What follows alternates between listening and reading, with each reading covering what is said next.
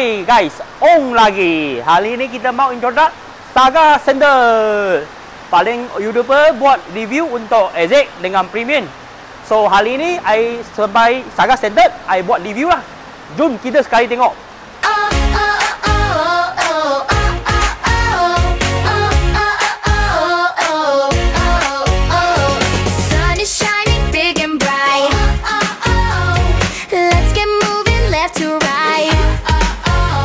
The field is ours, the day is too. We're racing dreams, we're chasing blue. Okey, paling besar punya beza yang dia punya IHU. So kita sekali tengok ini Saga Standard punya IHU. Okey. So kamera tengok sini. Okey. Ini kita untuk Saga Standard punya IHU. Orang akan tanya, ada Bluetooth tak? Dia ada Bluetooth. Cuba dia punya screen, dia tak dapat cari reverse camera ke, Apple CarPlay, Android Auto, semua dah ada.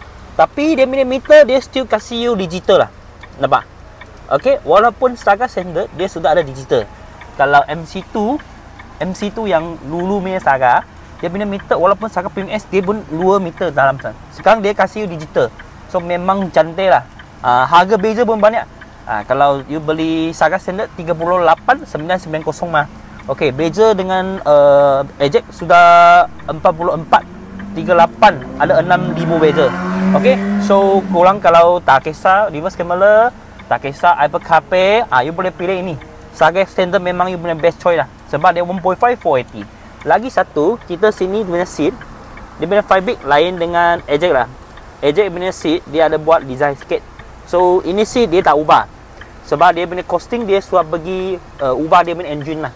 So ini kali dia punya seat sudah lain. Macam dulu lah, tak ada design.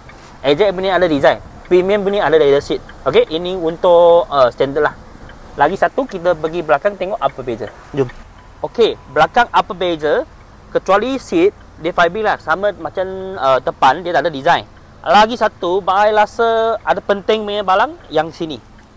Okey, kalau Premium you boleh dapat luar USB port lah. Ini kali dia tak ada buat lah. Okay, so dia tak ada port lagi. Okay, lagi satu, kalau Saga Standard, dia punya sini tak ada tiau lampu lah. Tak ada bar lampu. Okay, kalau Premium you boleh dapat bar lampu. Sekarang Exec pun tak ada mah. Okay, lagi satu beza, sini tak ada kamera. Okay, Standard dia tak ada kamera. Okay, yang sini T bawah ada button pun tak ada. Okay, so Standard cuba boleh pakai remote buka dengan tali dalam interior lah. Okay. Sini sudah tak ada button lagi, tak boleh tekan. Ini satu kesusahan untuk driver lah. Ini kali Proton Saga Standard sudah ada push start button, tapi dia tak ada smart entry. So tak ada smart entry apa masuk, yang sini handle dia tak ada button. Nampak? Okay. Walaupun kunci dia pakai sama, dia tak ada smart entry lah. Okay.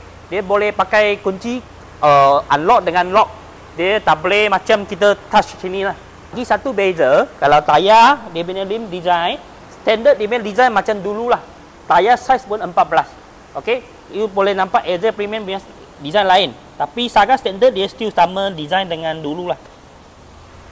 Okay, Saga Standard dia boleh pakai push start, kecuali dia tak ada smart entry lah. Okay, lagi satu beza sini, lampu. Nampak? Okey. Lampu kalau Exec dengan Premium, dia boleh lampu atau auto halogen. Tapi Standard dia tak ada itu auto punya kataan lah. So means dia tak ada auto. Ini yang different Saga punya Standard dengan Exec dengan Premium lah. So I explain ini untuk Saga Standard. Apa minat ini Saga Standard, you boleh datang cari saya. Nama saya Ong, from Proton Jualan Mulia Motor Sdn Bhd.